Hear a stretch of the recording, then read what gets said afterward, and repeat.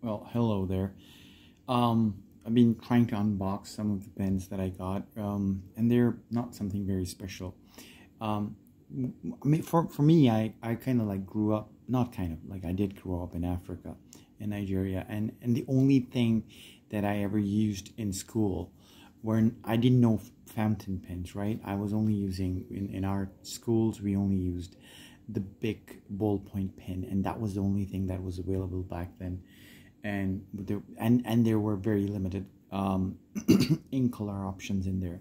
We the only ones I'd seen blue and green and red, but the most ubiquitous was blue and the black one for us as students.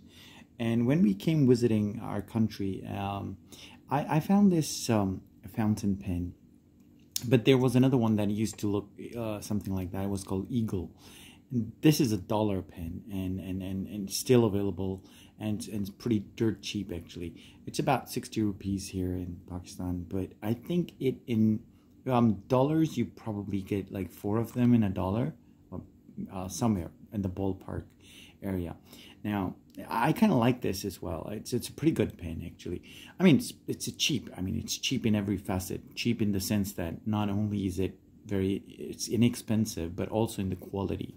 But it's kind of interesting because I kind of like compare it with I mean, not compare it, I mean there's no comparison, but you think about fountain pens and you realize that something there's a screw cap, and it's a piston filler with a knob at the back, and the shape is a cigar shape. So when I think about a Mont Blanc, which is like, it's a king, it's a royalty, and I really like these. I mean, love the figure. But then you look at this one. It's a cigar shaped pen with a piston filler, and you can unscrew it in like a 3/4 of a turn. It opens up. And although, I mean, this is one of the things that I've realized that many people don't like if there are too many turns. Like, for instance, I came across one of these Chinese pens. It's called a Jinhao X159, I guess. Yeah, that's the one it is. And I thought, Jinhaos, I thought of them as very cheap pens. But this one has like one, two, about 2 turns, yeah.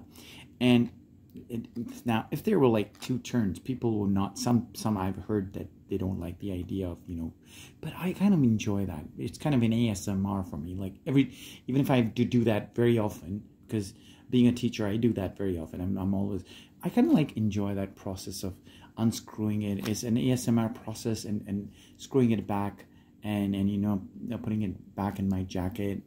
I kind of enjoy the process, even if I have to do it a lot of times. I don't mind that, really.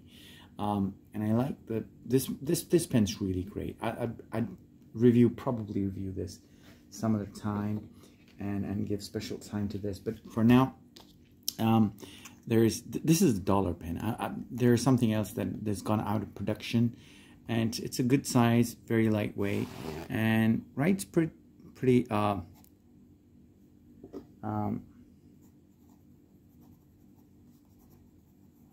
I'm not being able to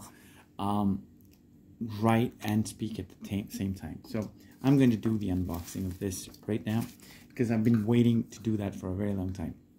So I remember many years when I was a kid, and now my elder son's about older than when I was we came to Pakistan, and I came across this Eagle pen. It was considered to be a very cheap pen, but nonetheless it was something that all school children used and they wrote with.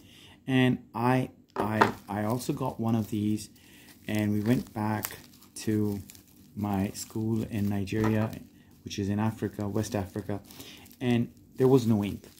And I remember my dad went to the chemistry lab, because he fixed made some ink for me, because ink bottles were not really available there. So I saw this online. These pens have gone out of production. They're not made anymore. So I saw them online, probably in old stock, and I thought, I don't need them. Then I thought, I don't need them, but if I don't order them now, they'll be gone forever, and I won't have them. Man, this thing is sealed. Now, they've never been opened. Are you serious? Now, they're still in... Okay, this is not something I expected. I told you these are very similar. So, maybe a tad longer. This is really interesting, yeah? So, I think I'm going to open this black one. I'm going to keep these for a while. And this is interesting, the black one. Oh wow, I am unwrapping these for the first time, and these have gone out of production for more than a decade. And they are cheap pens. I'm not saying in any way. I'm not sure. What does it say? MUJHID.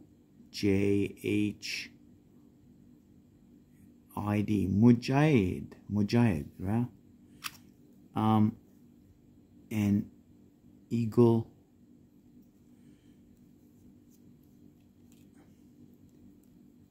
And I remember I filled it up with ink, and I was really odd. The piston's kind of like stuck. I don't know if I can take it apart and put a little silicone grease in there, but this piston's finding it really difficult to move.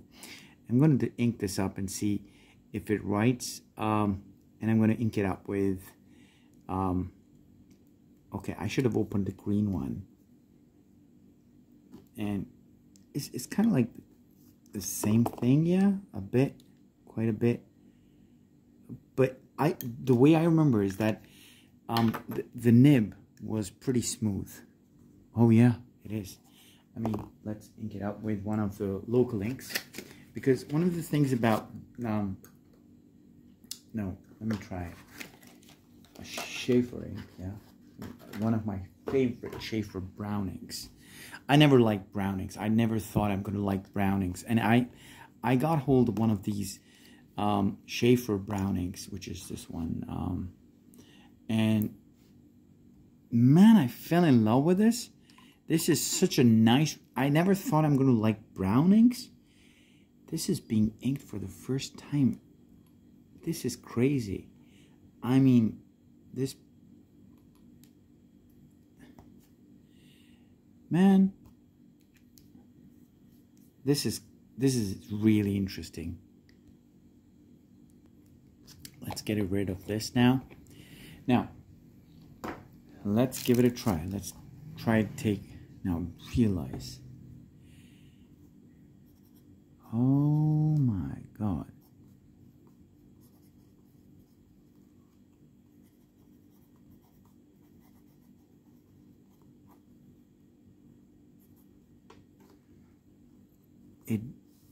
This is really wet nib with Sheaffer, which is kind of a dry ink, but this is much smoother than this one actually.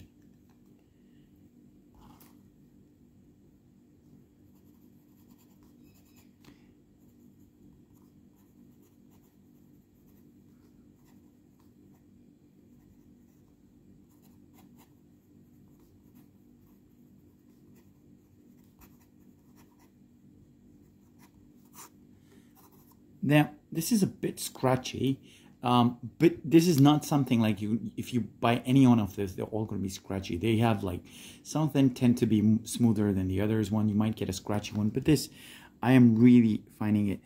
For me, it's more of an emotion, but this is really smooth. And for this dry nib, I mean dry ink, this is much wet ink. As a matter of fact, if my pen doesn't dry, I just fill it up with this local ink, dollar ink, and it starts writing. I mean, that pen, even the trouble ones, the troublemaker pens, they kind of like start working, and it works. And this is, again, you see, you've got this. It's not very high end, but this has more of an emotional factor for me. Like, you know, because it's been for so many years.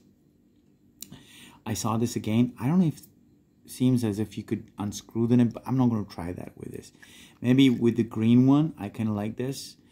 I don't know if it's black or is it gray. It's more like, I can't really, not in the light that I have right now, but it's kind of interesting as well. It's not very, obviously the material and the quality is pretty cheap. It's not high end by any means, but the emotional factor is really great. You know, I finally have it. I thought they were gone forever, and I just remember, because I remember the first fountain pen that I got. I saw these, I owned one, then I left it here because I didn't take it back to Africa. And I told my dad I wanted a fountain pen. And I remember he went around so many stores and he couldn't find any. And then eventually he came across one of those photocopying stores, and he probably found one. And not that I wasn't with him. And then he surprised me when he got home, and there was no ink to write with, to fill it up with.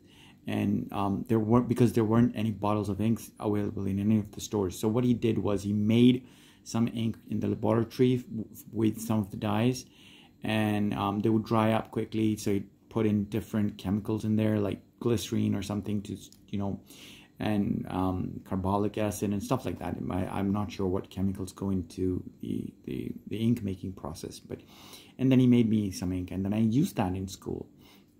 And I was really very proud of the fact that I had a fountain pen. But I wasn't taking it to school every day because nobody else had a fountain pen. Everybody was using those big ballpoint pens, which were was the only thing out there. I wouldn't say even ubiquitous, because it was the only thing out there. That's the only thing everybody used back then in schools. And so that's the emotional story behind this. Cheap, but one of a hero of a pen. Yeah, thank you for being with me. I'd probably like to post some other videos. If you like this, let me know. Thank you.